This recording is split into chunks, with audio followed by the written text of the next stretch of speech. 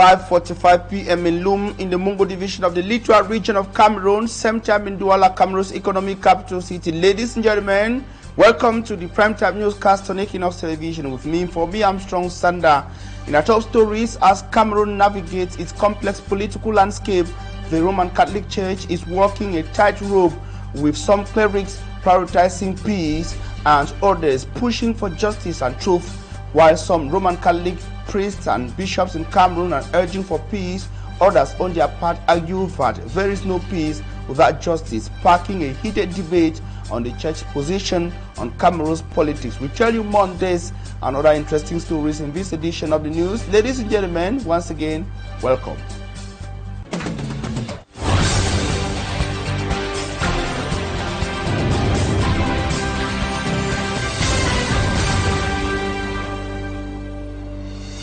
Now, thanks for choosing to be informed by Equinoxe Television, the best of television network across Cameroon and sub-Saharan Africa. Now, we start with a story in the town of Loum, that's in the Mungo division of the Littoral region, to say that the town is considered as the breadbasket of the entire Littoral region of Cameroon, but its economic potentials are limited by poor infrastructure, notably deplorable state of farm-to-market roads, frequent power outage in the area, and also the lack of health facilities and other very important basic infrastructure that can better the well-being of local inhabitants of Loum and also boost their production capacities. These issues were highlighted by municipal councillors who met in an important council session in the town of Loum, as our reporter Malaglo tells us in the following reports.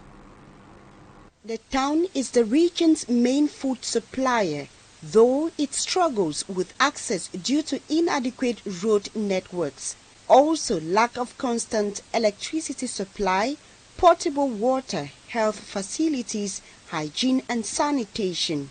Donc, l'hygiène et la salubrité restent et demeurent l'une des propriétés, un des chevaux de bataille de l'action que la mairie devrait vraiment s'attarder. These are the main difficulties faced by the local population of Loum, Mungo division in the Littoral region. It is due to these worries that councillors of the Loum Municipal Council assembled to debate and vote a 2025 budget to meet the needs of the people. Le DOB est donc un élément important de la démocratie et de la finance publique locale. Commune présente l'ensemble des programmes concourant au développement économique. Despite its rich agricultural value, the town of Loum remains underdeveloped.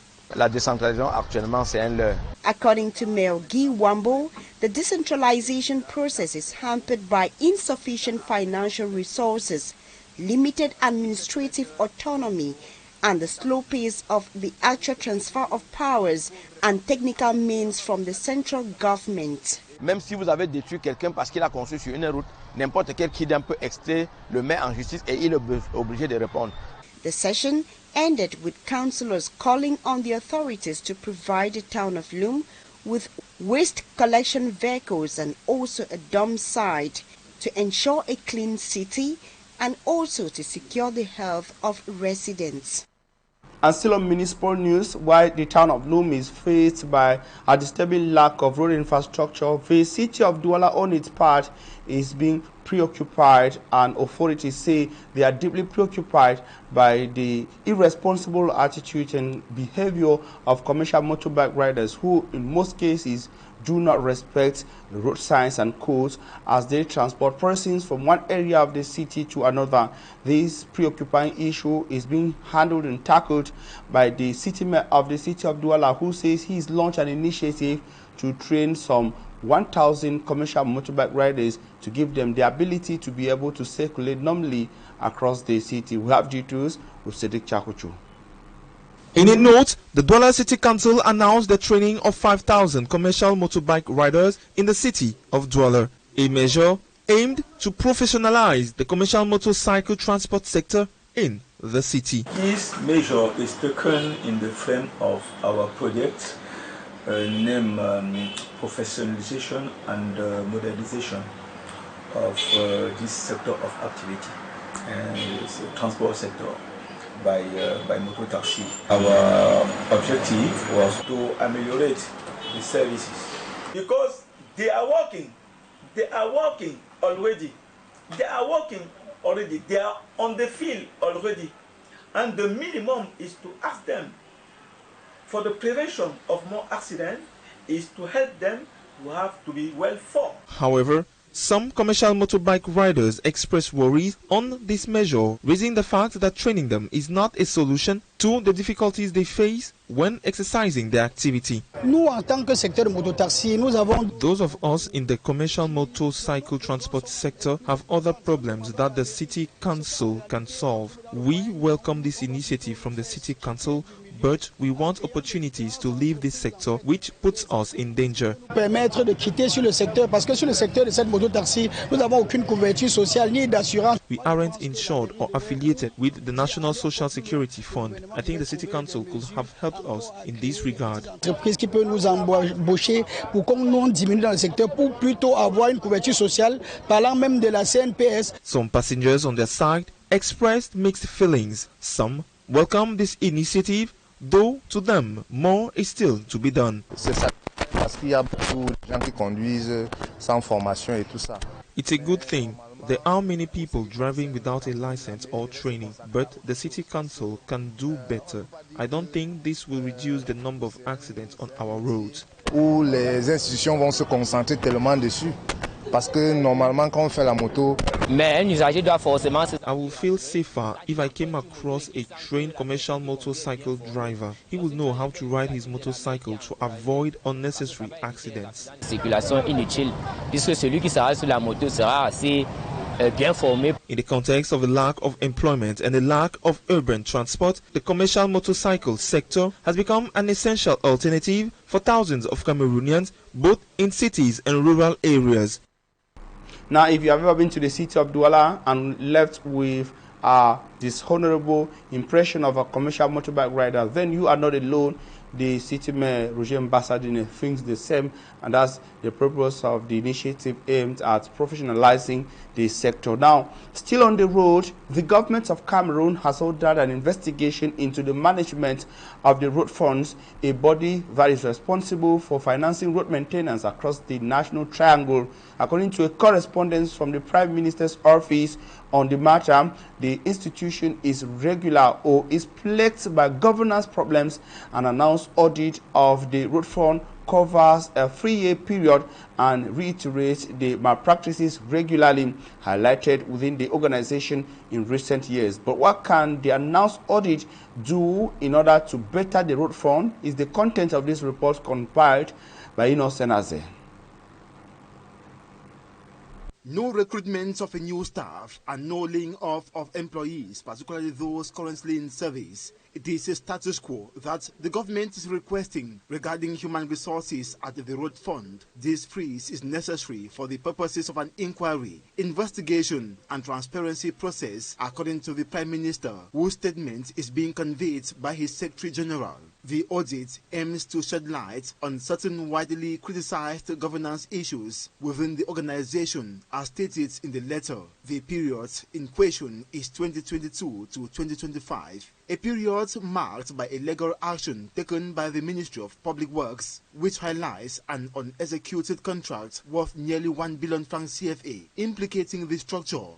These events add to the episodes of embezzlement that have led several of the organization's officials to court in recent years, and some even to prison. Je suis étonné qu'on parle aujourd'hui des problèmes de gouvernance au niveau du fonds routier. C'était impossible à l'époque. Imaginez-vous que l'administrateur du fonds routier, son personnel, c'était 15 personnes. C'était une petite administration faite d'une poignée d'individus. Il était pratiquement impossible à l'administrateur du fonds routier de faire des recrutements. But much has changed since then. The road fund's resources are now held in the public treasury. The state is responsible for providing the necessary funds to pay the companies that carry out road maintenance work across the country. L'entretien des routes n'a pas besoin de lourdeur. Le bouchage des nids de foule n'a pas besoin de toute cette procédure. Il faut rendre au fonds routier toute sa flexibilité. A presidential decree issued last July aims to restore financial autonomy to the road fund, whose funding comes from toll gates, weighbridge fees, and the public investments budget. This reform follows the increase in the number of computers, which now includes those of the regional council presidents since their appointment. Depuis un certain temps, notamment avec l'arrivée de l'actuel administrateur, les choses s'étaient considérablement améliorées et on avait vu que le fonds routier s'était considérablement assaini dans le management, dans le paiement des décomptes, dans la mise en œuvre de la politique nationale en matière d'entretien routier. The announced audit of the road fund is expected to lead to the appointment of new managers. According to the Prime Minister's office, a Director General is expected to head the organization in a context of significant deterioration of road infrastructure due to a lack of maintenance, among other factors, which is impacting the prices of basic necessities. An announced initiative which has not come without controversies as something and question why the Prime Minister decided to launch that after several years. Now, we told you this as the start of the newscast that some clerics of the Roman Catholic Church in Cameroon have been busy expressing different views concerning the political situation of the country, while some priests and bishops are busy preaching peace. Another group of the men of God think that there is no peace without justice, and the church should stand on the path of the truth and with the suffering population. Staff Lady Annabella tells us more in the following reports. The latest socio-political situation of Cameroon has been a cause for concern to all and sundry, especially the common man or the suffering masses. The Christian community, precisely the Catholic Church, hasn't been indifferent, though there exist some dissonances in opinions at certain levels. Recently, the Bishop of Ebolova made a publication on the social media handle of the diocese. Monseigneur Alain Philippe Barga says Catholic priests are not social media activists. According to him, the church needs preachers of peace. Immediately, he got a contrary response from another Catholic priest. Reverend Father Etienne Brakaba tells the bishop that the church as well doesn't need silent priests who are cowards or act as accomplices. This disparity in opinions can also be clearly seen in the response of Reverend Father Ludovic Lado and Father Joseph Awo, all priests of the Roman Catholic Church. Quand moi j'attire l'attention des évêques et même du clergé sur certaines indélicatesses, on me prend pour un fouteur de troubles. The prelates are against the somehow timid response or indifferent attitude of the church in the face of a suffering people who have been subjected to misery for a long time with a bleak future. Father Joseph Awor had earlier questioned the reaction of the Apostolic Nuncio in front of the murmuring congregation in Bamenda. I am the Apostolic Nuncio to Cameroon. He wondered if that was an attempt to silence the Christians or the nuncio was just acting as a diplomat. In the same light, Father Ludovic says the church must stand with the people. Vous savez, les évêques doivent arrêter d'induire le nonce en erreur. Vous voyez, c'est dans des situations comme ça qu'on regrette le cardinal Toum. The Jesuit priest asks that the Catholic Church must halt whatever link it has with the state and preach peace, injustice and truth. Le président de la conférence doit arrêter de mêler l'Église à ses rapports incestueux avec le régime. Reverend Fathers Etienne Bakaba, Dr. Joseph Awo and Ludovic Lado are among the few Catholic priests who have been speaking truth to power concerning the miserable socio-economic, socio-political atmosphere in Cameroon, as well as the role of the church. And on to health, more than 2,000 Cameroonian men are diagnosed with prostate cancer each year, a worrying reminder of the disease growing rate in the country. As part of our Blue Month package, our reporter Esie Lucy Liengu met a patient, 62-year-old Ngembo Jean-Marie, who has been battling with the disease for more than 10 years. This was during a screening and sensitization campaign at the General Hospital of the city of Douala. Her reports. J'ai cette zone-ci qui fait mal. It is in excruciating pain that 62-year-old Gembo Jean-Marie has been living with prostate cancer for more than 10 years. Qui m'a fait souffrir 13 ans, 14 ans. The native of the West region explains that the disease began one night when he noticed he couldn't urinate. On several occasions, he was rushed to hospitals, and despite receiving a urinary catheter, he still faced difficulties passing the urine. A disease that has led him to undergo several treatments as well as develop other complications such as pile and bone pain. Like him, more than 2,000 cases of prostate cancer are recorded each year in Cameroon. But what exactly is this health condition? Prostate cancer is a malignant tumor that occurs inside the prostate gland, and prostate gland is the sexual gland that permits us to have sperm. The risk factors of prostate cancer include prostate cancer usually develops in elder people from 50 and above. According to Dr. Amel Esomba, a urologist at the General Hospital of Douala, the disease is often asymptomatic, but it can still present signs in its advanced stages. When you want to urinate, you feel pain, blood inside urine, you can have blood inside sperm, you can have sexual dysfunction. Men can lower their risks by maintaining a healthy lifestyle. De consommer des aliments riches en gras. These include avoiding fatty foods, tobacco, but also adopting a balanced diet and regular exercise. Des signes urinaires. Early diagnosis is also essential. From 50 to start seeing a neurologist to do a test that they call PSA. As part of the Blue Month, November, dedicated to raising awareness of male cancers, a screening and awareness campaign is ongoing at the General Hospital of Douala. And in information out of Cameroon, we go first to the neighboring Federal Republic of Nigeria, where gunmen have abducted some 25 students from the girls' boarding school in the state of Kebbi, killing one of the staff members of the school. Viatek is armed with rifles, stormed the government's girls' comprehensive secondary school in the Maga town around 4 a.m. And also, Nigeria's Brigadier General Musa Uba was killed by Boko Haram fighters while in captivity, following an ambush in the northeastern town or state of Borno. That's in the borders between the Federal Republic of Nigeria and Cameroon. We have details with Immaculate Fogwe. Security forces in northwest Nigeria intensifying their efforts to find the 25 schoolgirls abducted by gunmen in an early morning raid in their school campus. According to police sources, the men, armed with rifles, stormed Government Girls Comprehensive Secondary School in Kebbi State, Mega, at about 4 a.m. on motorcycles in an apparently well-planned attack.